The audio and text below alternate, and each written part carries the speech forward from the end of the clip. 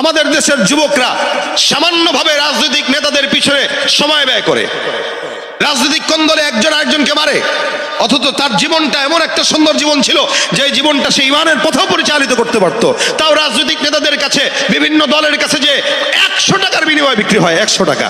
এদেশে একটা মুরগির দামও 500 টাকা আছে, কিন্তু এদেশের যুবকদের দাম 500 টাকাও নাই, 100 টাকা দিয়ে রাজনৈতিক নেতাদের কাছে বিক্রি হয়ে যায়। একটা ছাগলকেও কিনতে লাগে 10,000 টাকা, কিন্তু আমার দেশের যুবকদেরকে রাজনৈতিক নেতারা কিনতে 100 টাকা দেয়, তাও সিরা একটা নোট ধরায় দেয়। কথা বলেন ঠিক কিনা? এই জন্য যৌবন বয়সটা আল্লাহ দিয়েছেন। এই যৌবন বয়সের দাম আছে, দুনিয়াতে যেমন দাম আখিরাতেও তেরকম দাম।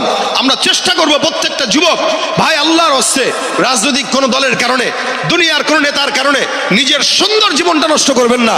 আল্লাহ যেটা দিয়েছেন এটাকে আমানত হিসেবে ইবাদত করেন, কারণ যৌবনের ইবাদতের দাম অনেক বেশি, যেটা আল্লাহ পাক রব্বুল আলামিন বৃদ্ধ অবস্থায় দিবেন না। কারণ বৃদ্ধ অবস্থায় আপনি ওযু করতে গেলে এক ওযুর ভিতরে তো 3 বারই ওযু ভেঙে যায়।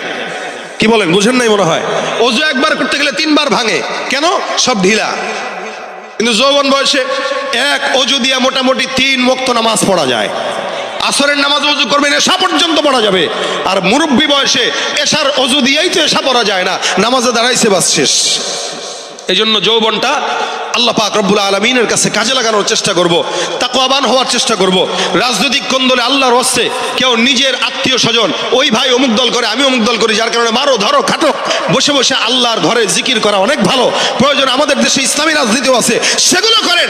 কিন্তু খবরদার, রাজনীতির বলি হয়ে এই অল্প সময়ে নিজের যৌবনটাকেও বিসর্জন দেওয়ার কোনো যুক্তি হয় না, নিজের জীবনটাকেও বিসর্জন দেওয়ার কোনো যুক্তি হয় না। আল্লাহ আমাদের সব যুবকদেরকে হেফাজত করুক, জোরে বলেন আমিন।